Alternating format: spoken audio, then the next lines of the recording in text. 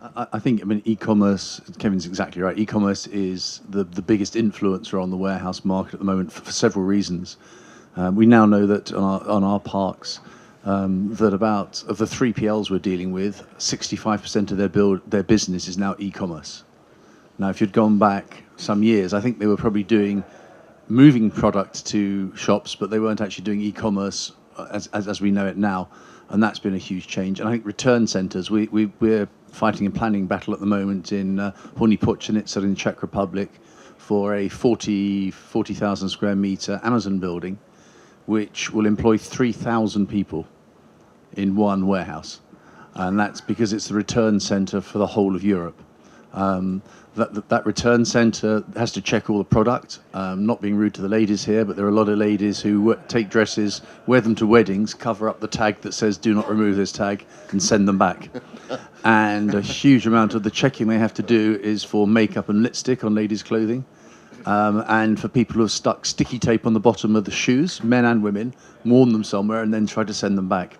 But everything has to be checked. It's then either sold as it goes into sales, where it's sort of seconds basically, or they then deliver from that warehouse back to another warehouse, or they deliver straight from that warehouse to the end consumer.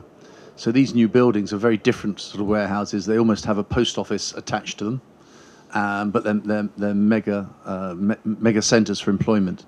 And I think the other thing, the last mile, which we talked about, and we've been building quite a few of those for DHL. We also built one for TNT, where you literally get the pickup delivery, the PUD fingers at the back, and we're seeing that more and more. And I think that's putting demand on brownfield sites, because you need to be right near the centre. And as an Amazon fan, if you want to press your button and get your goods in a few hours, it means someone has to have a centre close by.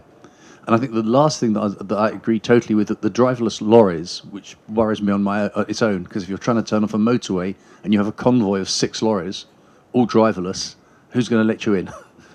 So I can see a lot of people missing. But from that is actually the robotics going not only into driverless vehicles, but also into the in the warehouses, and we see it a lot already. Where's everyone going to work in a few years' time? And that worries me for the next generation, because warehouses takes a slightly lower level of educationally normal people. They tend to be the graduates. They tend to be the more normal, everyday blue-collar workers. As warehousing at the moment supplies a huge amount of those jobs, what's going to happen to all the people in a few years' time? Because robots are starting to take over warehousing. So it's just an interesting topic for you next time. Where will our grandchildren or children's work?